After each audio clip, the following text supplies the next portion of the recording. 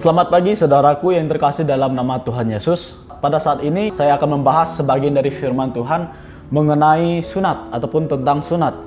Karena banyak orang yang salah paham tentang sunat di dalam Alkitab saudara.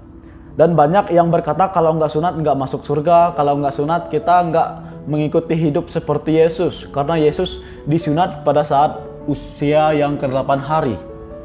Nah saudara, ini merupakan sebagian pandangan orang terhadap Alkitab yang salah menurut saya. Dan banyak orang berkata juga dengan alasan jasmani bahwa kalau nggak sunat kita nggak dapat keturunan, kalau nggak sunat fisik kita nggak baik, kalau nggak sunat pertumbuhan kita terhalang, dan kalau nggak sunat juga tubuh kita bau, kotor, kata orang-orang dan pemahaman orang-orang yang lainnya. Nah, pandangan yang tidak paham mengenai sunat sesungguhnya baik secara rohani maupun secara jasmani tersebut seringkali menjadi penghakiman ataupun kita dihakimi oleh orang-orang yang tidak paham mengenai sunat tersebut. Nah saudara, di sini saya mau meluruskan tentang sunat. Bagaimana kejelasan tentang sunat tersebut. Kita melihat yang pertama, mungkin orang banyak bertanya, sunat itu wajib atau tidak?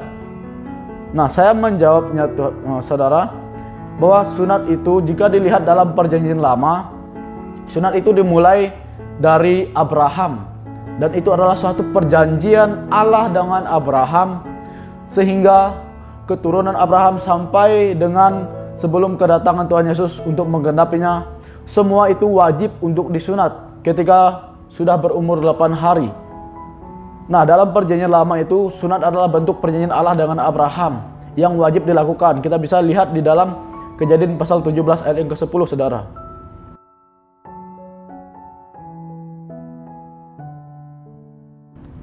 Dan saudara, jadi pertanyaannya sunat itu wajib atau tidak bagi kita sekarang ini?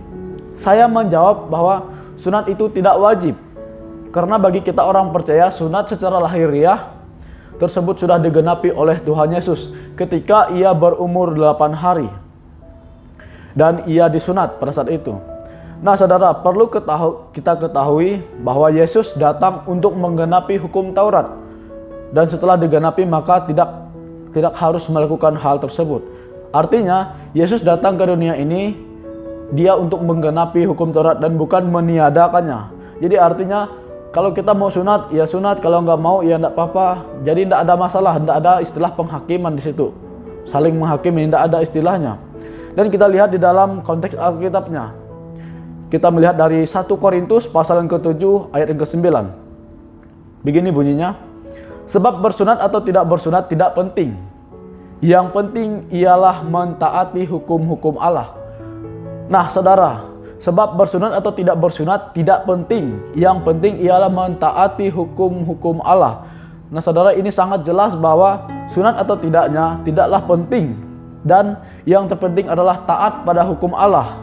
Yaitu kasihilah sesamamu manusia, kasihilah Tuhan Allahmu dengan segenap akal, dengan segenap hatimu, dengan segenap jiwamu. Nah, itulah hukum-hukum kasih dari Allah. Kasihilah dirimu sendiri dan kasihilah sesamamu manusia. Dan kita melihat lagi saudara di dalam Galatia pasal yang ke-5 ayat yang ke-6. Sebab bagi orang-orang yang ada di dalam Kristus Yesus, hal bersunat atau tidak bersunat tidak mempunyai sesuatu arti. Hanya iman yang bekerja oleh kasih. Itu saudara. Dan juga di dalam Galatia pasal ke-6 ayat ke-15. Sebab bersunat atau tidak bersunat tidak ada artinya. Tetapi menjadi ciptaan baru itulah yang ada artinya. Nah saudara, ini sangat jelas bagi kita. Bahwa mau sunat ataupun tidak sunat tidaklah terlalu penting dan tidak ada artinya juga. Jadi nggak ada istilah kita untuk menghakimi sesama kita. Tetapi yang terpenting adalah menjadi ciptaan baru.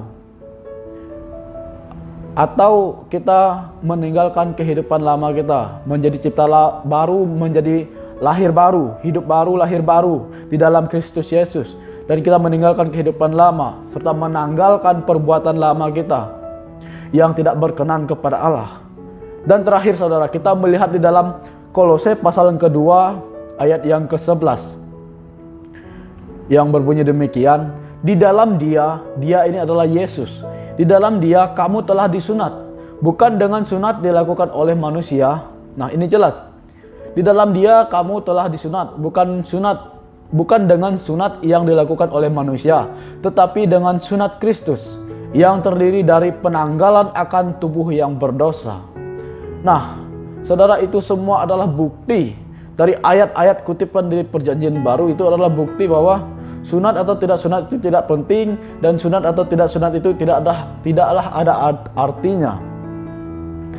Bahwa sunat yang terpenting dalam Kristus itu, saudara, yang perlu kita ketahui. Sunat dalam Kristus artinya kita harus menanggalkan perbuatan lama, menanggalkan kehidupan lama kita, dan menjadi lahir baru, kehidupan baru, serta kita hidup di dalam Kristus Yesus, saudara.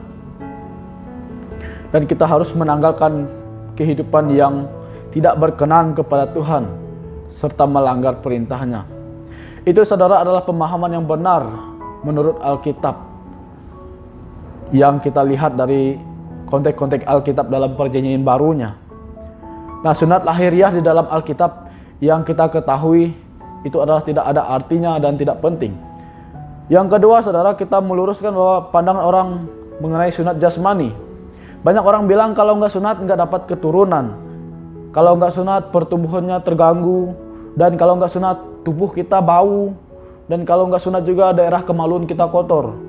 Nah, ini pandangan-pandangan orang mengenai sunat jasmani.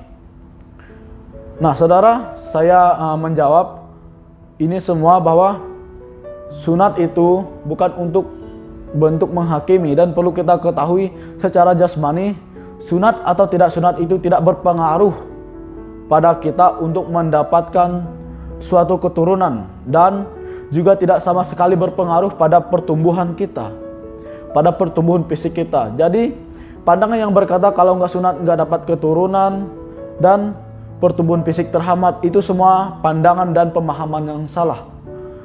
Karena contohnya orang Dayak atau orang Kristen yang di daerah saya, di tempat saya tinggal, nggak ada yang kenal namanya sunat, nggak ada yang sunat sama sekalipun, satu orang pun di daerah saya terkhususnya. Tetapi banyak yang sehat, banyak yang dapat keturunan, dan baik-baik saja walaupun tidak sunat. Nah, dalam hal tersebut, jadi sunat itu tidak ada masalahnya, tidak ada pengaruhnya dengan fisik kita. Jadi pandangan yang berkata seperti itu adalah pandangan yang salah, pandangan yang nggak paham mengenai sunat sesungguhnya. Dan orang-orang Dayak atau orang Kristen daerah saya juga banyak yang dapat keturunan malahan, dan banyak yang sehat, baik-baik saja walaupun tidak sunat. Saya sendiri pun mengakui bahwa saya tidak sunat juga, saudara. Jadi saya tidak menyalahkan mau sunat mau tidak, karena itu juga nggak ada artinya dan nggak penting juga. Kalau orang berkata sunat itu untuk kesehatan, ya lakukan saja. Sunat kalau nggak sunat nggak sehat, nggak apa-apa, jangan menghakimi. Itu saja yang terpentingnya, saudara. Nah, dan orang juga banyak berkata kalau nggak sunat itu adalah tubuh kita bau, kalau nggak sunat itu kotor. Jadi ini adalah pemahaman yang sangat dangkal, yang sangat salah menurut saya.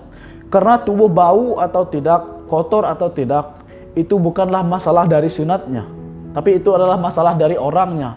Apakah orang itu, pribadi seseorang itu bersih atau kotor, bisa merawat diri atau tidak. Itu yang terpenting, saudara. Bukan mengkaji ataupun mengklaim masalah sunat tersebut, masalah sunat atau tidak. Jadi itu bukan pengaruhnya. Itu tergantung dari pribadi kita masing-masing, apakah kita hidup bersih, kita hidup bisa menjaga kebersihan atau tidak. Itu saja, saudara. Nah, saudara yang terkasih dalam nama Tuhan Yesus, jadi ini adalah pemahaman yang salah bagi saya sendiri. Karena banyak orang yang mengklaim seperti itu. Sunat menurut Alkitab, sunat menurut jasmani sendiri, itu bagaimana? Jadi saya meluruskan ini semuanya. Nah, pada kesimpulannya, baik sunat dalam Alkitab maupun sunat lahiriah atau jasmani, itu tidaklah terlalu penting dan tidak berpengaruh dalam setiap kehidupan kita. Dan hal sunat atau tidak sunat, itu janganlah menjadikan kita untuk saling menghakimi sesama kita. Tetapi alangkah baiknya kita harus memahami dan menghargai dalam suatu pandangan sesuatu tentang sunat tersebut. Dan janganlah menjadikan hal sunat tersebut menjadi batu sandungan bagi saudara dan saya.